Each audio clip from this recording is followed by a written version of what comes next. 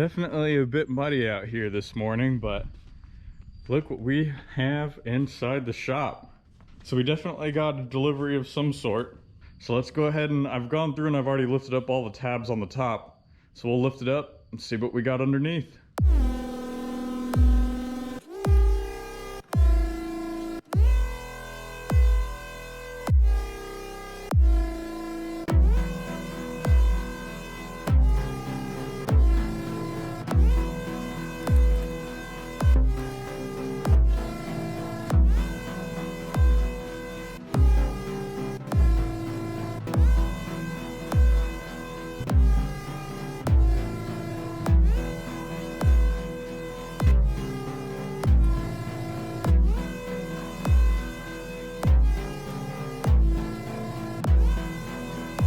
This is a 6,000 pound capacity scissor lift courtesy of Bendpak.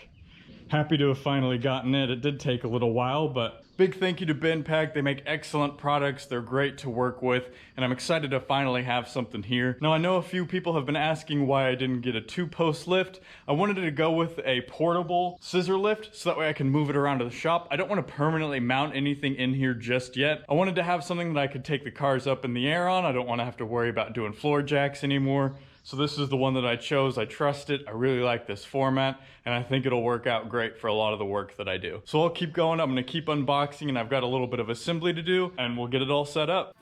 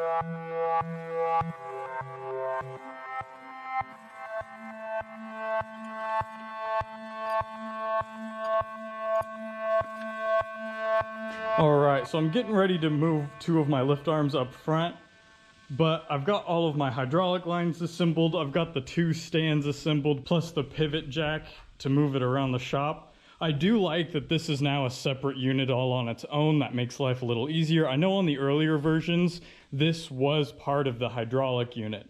So that's a nice addition. My only gripe on this has to do with the mounting for this hydraulic unit. Now, I could sit it up a little bit higher so it's not completely sitting on the ground here, but then I'm not able to access my handle quite as easily. And the bolts that it came with, I can only put 2 of them into these big grooves here. I wish I could do 4 bolts, but you can see that the machining just doesn't quite line up. Now, this could just be a result of it being in between updates after a number of years, but I wish I could put 4 bolts in here to secure this a little bit nicer. I wish I could have it up a little higher and still be able to access my handle, but those are pretty minor gripes, all things considered. Now, I need to go get some hydraulic fluid that's compatible with this machine, so when I get back, we'll get it filled and we'll start trying it out. But in the meantime, I'll go ahead and get 2 of these arms moved up to the front. All right, I've got everything in place. I'm ready to fill it. One thing I want to show before I go through and actually fill it, there are quite a few different fluids that are compatible with this system. I ended up going with an ISO 46.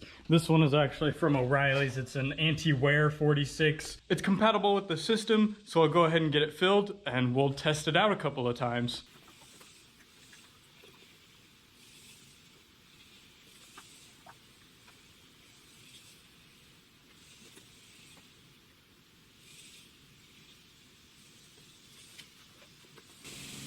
Alright, so I've got my system filled with about 1.5 gallons in the reservoir. Now, I have it set up on these 2x4s temporarily so that I can get to the nuts on the bottom side to get these lift arms adjusted. So I'll go ahead and I'll lift this up, I'll get my supports out, and we'll operate it a couple times, see how it goes.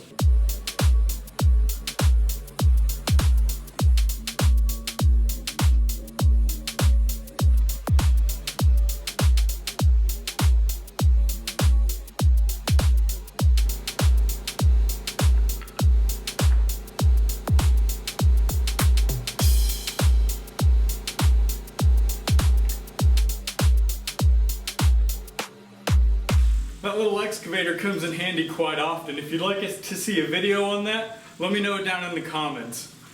Alright, so according to these instructions, this is a self-bleeding system.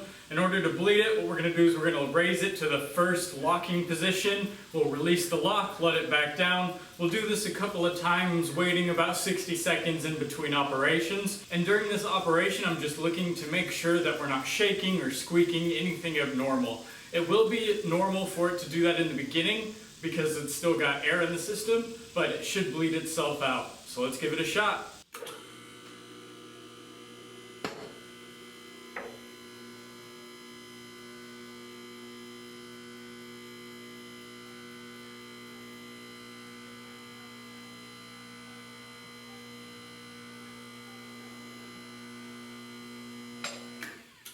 Alright, so we're at the first locking position and that was pretty smooth operation. Now I am noticing I do have a little bit of a leak coming from this joint, so I'm going to go ahead and let it back down, tighten up this fitting a bit, see if I can get that leaking to stop.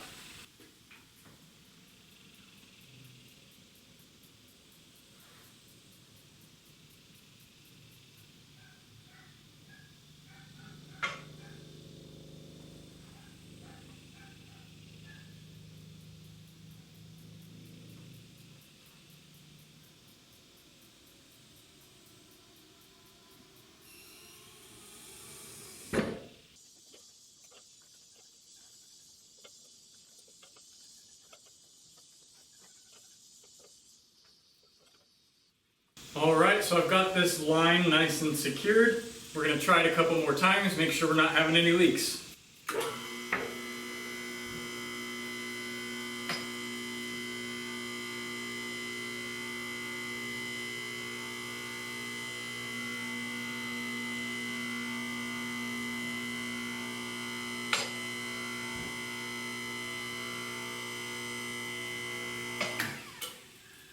Alright, first locking position, not having any leaks, so we'll go ahead and lower it down.